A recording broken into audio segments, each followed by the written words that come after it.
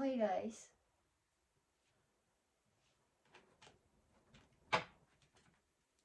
Para to sa Leo and Scorpio. Message. Leo, Scorpio. Kung kayo ay dealing sa Leo or Scorpio dealing kay sa Leo or Leo dealing kayo sa Scorpio. Ito ang inyong message today, guys. Okay? Naman ang inyong relasyon ni Scorpio, ano man ang inyong relasyon ni Leo is ito ang inyong message. Kayo man ay magkaibigan, magkasintahan, or mag-asawa, or hiwalay na is ito ang inyong message. But ito ay about sa pag-ibig, guys. Okay? Tingnan natin. Leo and Scorpio. Redirect your thoughts. Focus on what you want to attract in this relationship, not on what you fear will happen. Okay? So, kayong dalawa ay different paths na. Magkaiba na kayo ng tinatahak na landas ng person na to, ni Scorpio or ni Leo. At, redirect your thoughts. Ibig sabihin nito, kung ano man ang nangyari, ano man ang mangyayari sa iyong relasyon is, mag-focus kayo na kung ano ang mangyari is wala kayong dapat nakatakutan dito sa mangyayari sa inyong dalawa, okay? But kayo ay may kanya-kanya ng buhay, maybe you are not on the same page with the person you have in mind. Nag-move na kayo sa iba't ibang direction o may kanya-kanya na kayong ginagawa sa buhay. Kayo man ay pareho pa ring single or may kanya-kanya na kayong karelasyon. But ito ay para sa inyong message sa dalawa, okay? Scorpio and Leo. Leo and Scorpio. Tingnan natin. Anong nangyari dito sa inyong relasyong dalawa? Or ano ang nangyayari sa inyong relasyon? Leo, Scorpio.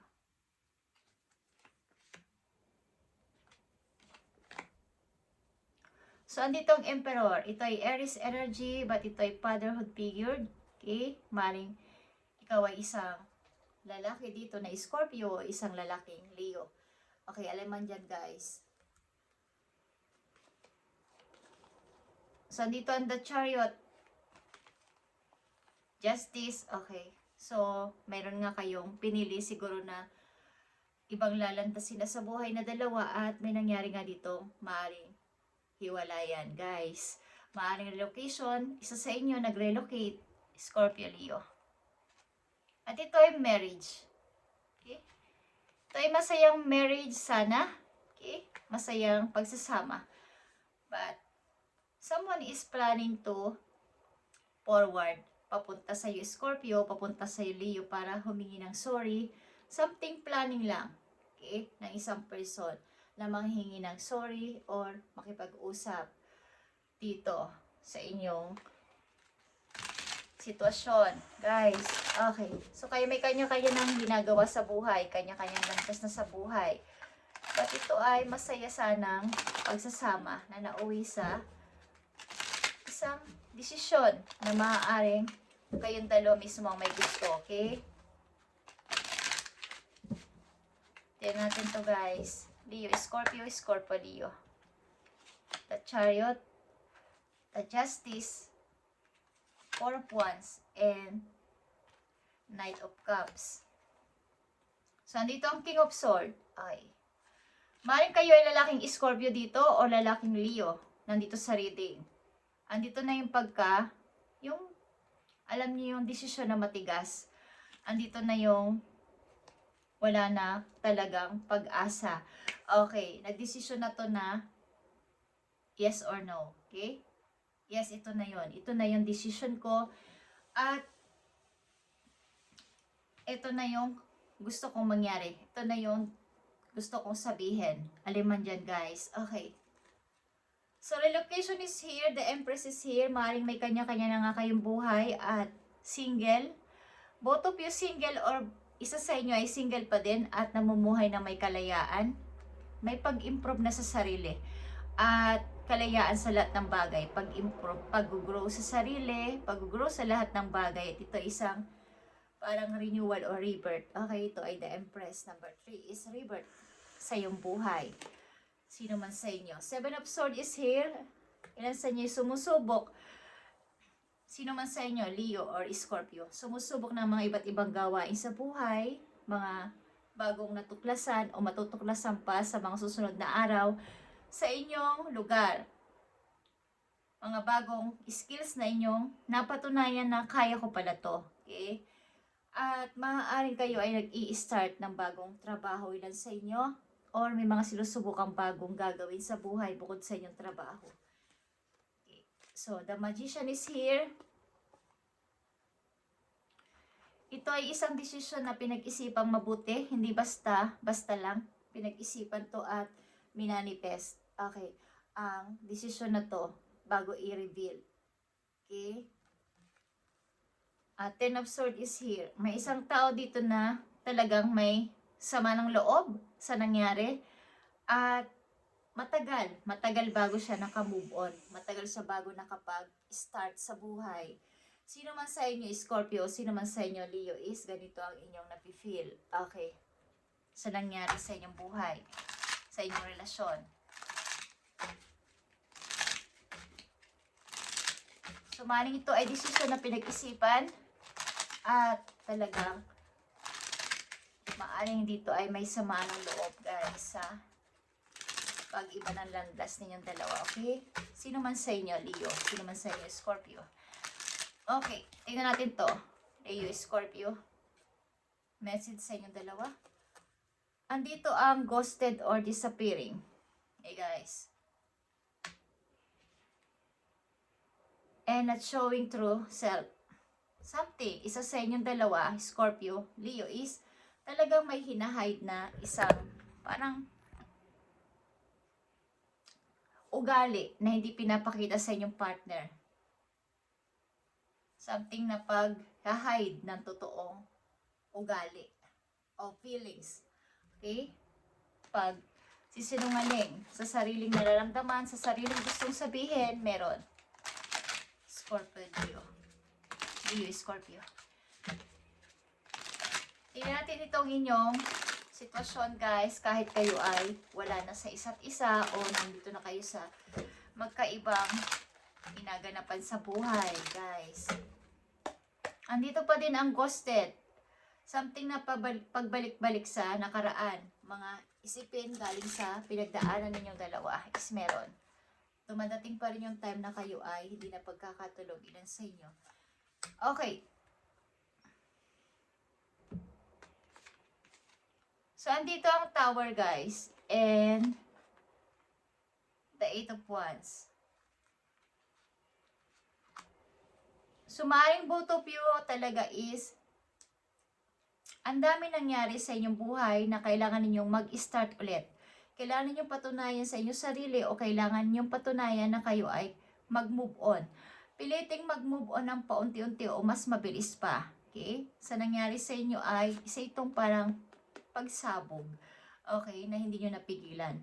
Yung pagsabog o giba ng isang tahanan o isang to ay tower, guys. Something na immature foundation ito ng love, ng isang relasyon, ng isang family. At natutunan nyo dito ay yung pagharap sa kung ano ang nandito na. Positive movement forward to, guys. Okay? Yung pagtingin sa positibo at pagpapatuloy sa buhay patungo sa inyong future. Okay. Yung hindi na paglingon sa nakaraan is meron sa inyo nakarealize nito. Isa sa inyo, Leo, isa sa inyo, Scorpio, is may tingin na sa positibong lalandasin. Maaaring ang dami nangyari nung kayo ay nagkaroon ng separation at good and bad is nangyari. Dumating sa inyong buhay, mga problema.